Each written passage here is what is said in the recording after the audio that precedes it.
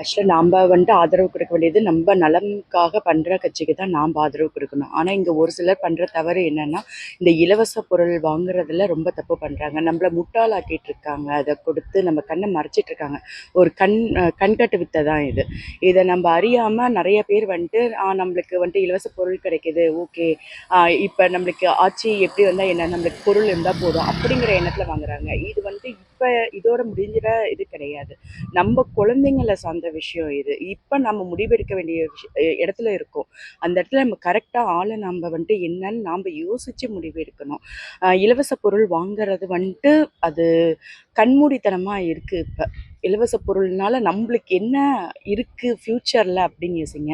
இப்ப இருக்கிறத யாரும் பார்க்காதீங்க. ஃப்யூச்சர்ல நம்ப குழந்தைங்களுக்கு என்ன இதனால பயன் இருக்கு அப்படின்னு யோசிச்சாலே இப்ப கரெக்ட்டான ஆட்சி நம்மளுக்கு கிடைக்குங்க. இல்ல சில இலவச திட்டங்கள் ஏழை மக்களுக்கு ஒரு வாழ்வாதாரம் அளிக்கக்கூடிய ஆ. திட்டங்களா இருக்கு. ஸோ அது போன்ற திட்டங்களையும் தவிர்க்கணும் அப்படின்னு நினைக்கிறீங்களா? இல்ல.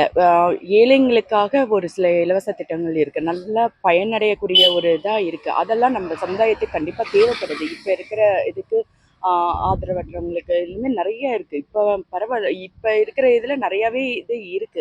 அந்த மாரி ஒவ்வொரு இடத்துலயும் நம்ம தொலைவி தொலைவி அத நம்ம பண்றப்ப நம்மளுக்கு இன்னும் நெறைய பெனிஃபிட் இருக்கு. நம்மளால ஜட்ஜ் பண்ண முடியும். எந்த சூழ்நிலையில நம்ம இருக்கோம் அப்படிங்கிறது நம்மளுக்கு தெரியும். ஸோ இன்னும் நம்ம கொஞ்சம் ஆராய்ச்சி பண்ணி அத கரெக்ட்டான இடத்துல ஒருத்தர உட்கார வைக்கிறது அது நலமா இருக்கும்னு என்னோட கருத்து.